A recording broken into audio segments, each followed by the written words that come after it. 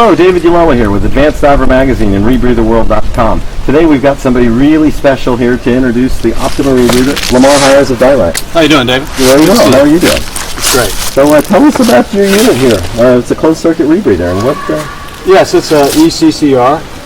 One of the things about the Optima is it sports one of the smallest breathing loops out there. In that the breathing loop, the canister is across the top, so that gas flows from here around and up here, never down the back. So because of the size of the loop being so small, we can make the hoses a little bit smaller, try to make it more compact.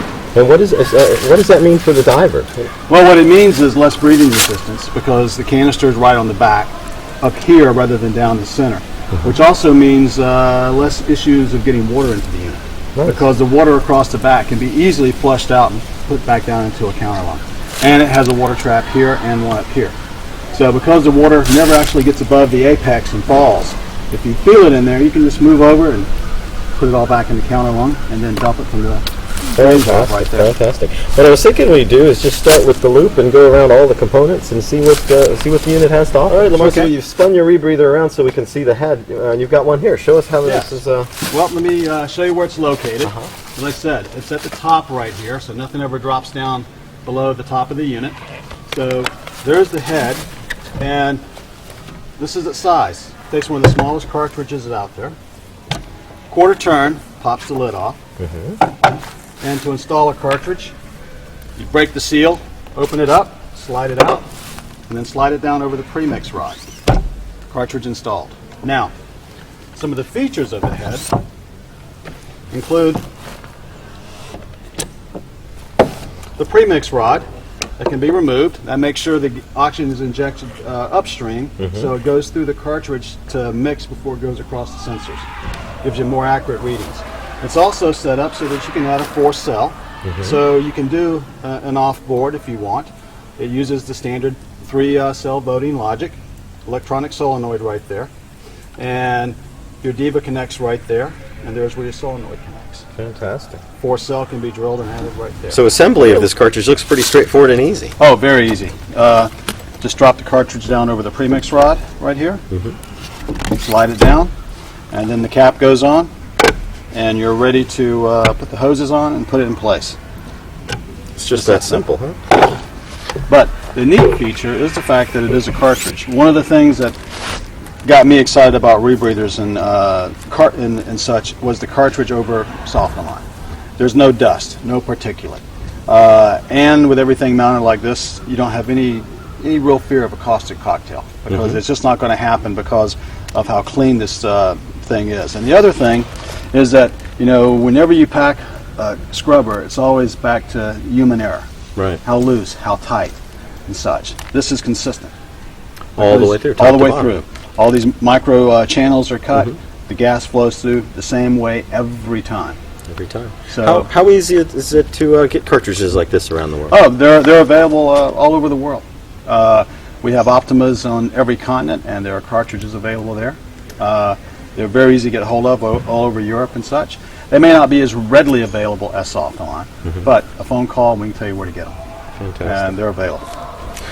So we've got the rebreather spun around so we can see the loop, and here's the canister. Now take us around your loop and show us what you've got. Okay, well, after the gas goes across the sensors right here, then it comes out and enters the inhalation counter lung.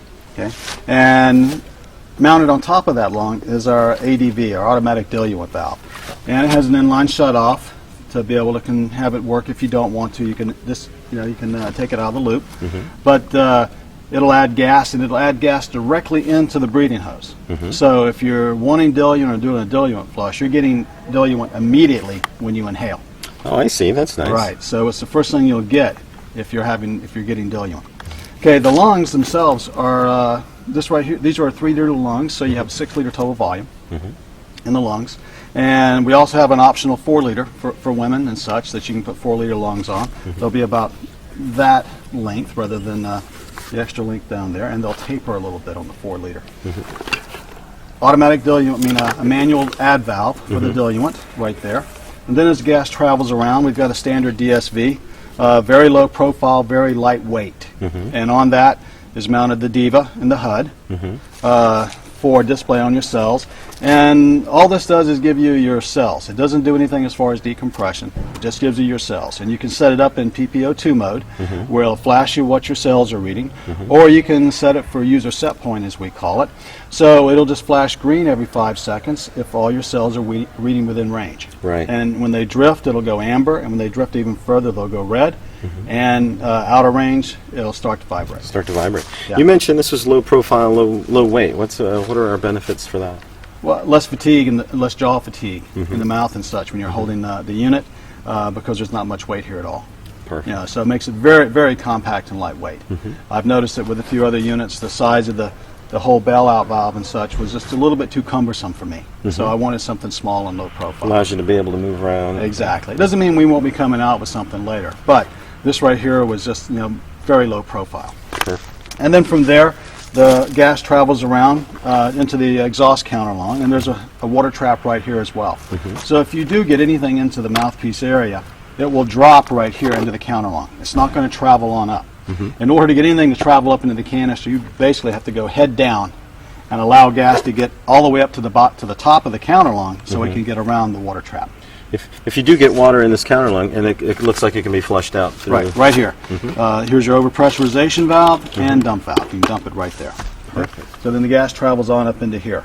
And we have our solenoid firing, and we also have a manual add valve right here.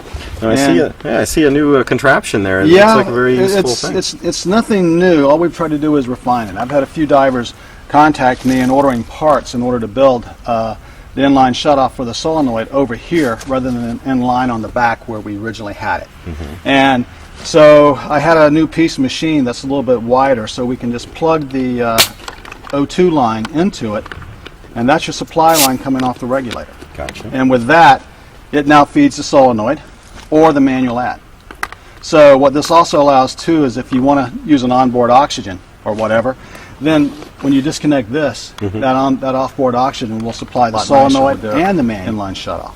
Now with an inline shutoff right here that the diver can get to readily and very simply, it looks like it becomes more of a tool. Tell me about that. Exactly. Well, with an emergency shutoff, whenever a diver's doing a sawtooth profile, on any of those ascents, the unit's going to try to add way too much oxygen, and it really messes with your buoyancy. By having an inline shutoff on the oxygen feeding the solenoid right here, you can close it off and immediately take that out of the equation while you're trying to get your buoyancy right while trying to stabilize at shallower depths. So you can turn it off, get everything stabilized, and then open it back up again. Fantastic. Yeah, that's one of the main issues I found with rebreathers at shallow depths or coming up from depth is way too much oxygen in the loop while you're trying to control everything else. So this right here has turned it into a tool rather than an emergency device. Very handy. Everybody that's used it has just been like, couldn't believe how convenient of a tool it is. Now, did you want to at all talk about the connectors, anything like that? They're standard. Okay. They're standard connectors. But what I would like to say is one of the things we try to design with the unit is that it'll use any kind of standard system. You can use a standard backplate. You can use a Transpac. Anything that'll match up on 11-inch centers can be put on here. So you can dive it whatever's comfortable. A lot of guys up north will put a 6-pound stainless plate on it to be able to add centered weight rather than having to position weight around the unit. But you can put any kind of harness on it you want as long as it'll fit 11-inch centers. What kind of harness do you have it attached to right now? Right now I have a Nomad. What I've done is take a Nomad and put it on here. Mainly for me it's about travel, because when I do travel, my bailout bottles are side mounted, and so when I travel I want to be able to take my breather and just one harness, so if the dive turns into a no breather dive and just a side mount, I can take this off and go side mount. And be ready for your side mount. The way luggage is now, you have to make it smaller, more compact, so I can't afford to take 2 rigs with me, so I wanted it to be just one. But also one of the other features with it is, like I said, you can carry a plate, put it there for weight, or the pockets right here on the side to be able to add trim weight right there. And you can add up to about 6 pounds of weight in each pocket to get trimmed out. I find myself using those quite a bit. I use 2 pounds per pocket just for trim on normal diving, and then when I get into colder water, I'll bump it up to 4 to 5 pounds to compensate for thicker undergarment.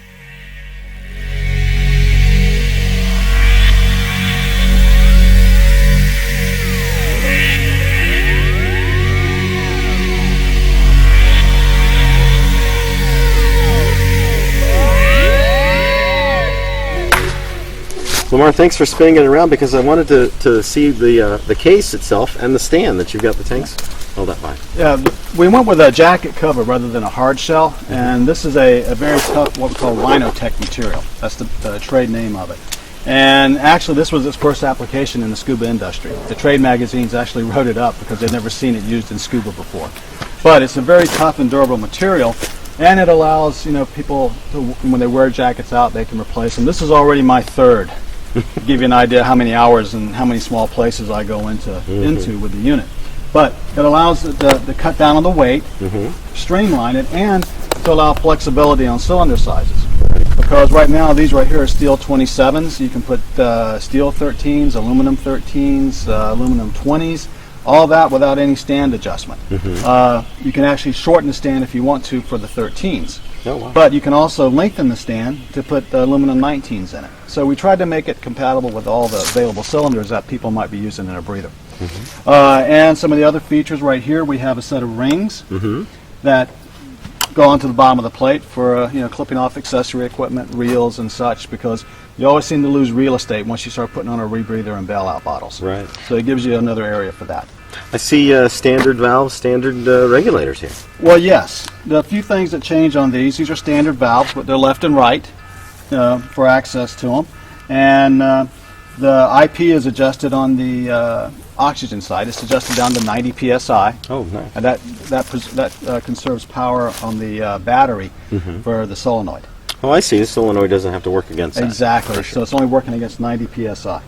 But no, they're standard regulators. Since it's a closed system, the overpressurization valves are added to the regulators there, and then it's added to this three-way port up here for the diluent side. Oh, I see. So you notice there's no hoses coming off the bottom of the regs. Very nice and clean as everything moves up to the top. It moves up and flows in between, and then it splits off for oxygen and diluent. Fantastic. Very nice, compact, and clean. I like that. I can travel to, well, I just got back from Australia a few months ago, and I took everything over there except the cylinders, and I put it in a 50-pound check luggage bag. Now, Lamar, one of the other things we were talking about was force cell integration. We can add a computer. Yes, so you can add a computer for force cell monitoring, and this is our NITEC X that I'm doing force cell monitoring with. You can drill and tap a hole into the head, and by cable it'll monitor that and give you fourth reading. So you can do your decompression off of this through external cell monitoring, or just set point if you don't want to actually integrate it into it. If you've got your set point at 1.2, you can tell this it's 1.2 and it'll give you decompression based on that. Beautiful. It's a full function computer, 7 gases, open circuit, closed circuit, based on the Bowen algorithm. It's got 3 preset conservancy factors, and then you can also go into custom gradients and set it up for whatever you want. Nice, nice. Looks pretty easy to change batteries out of as well. Very easy to change the battery right here. The menu is very simple. It follows the menu of our old NITEC HE. So if you can push 2 buttons, you can figure out how to program it. That qualifies most divers. I love it. Well, thank you very much for showing us around your unit. It's great to see you today.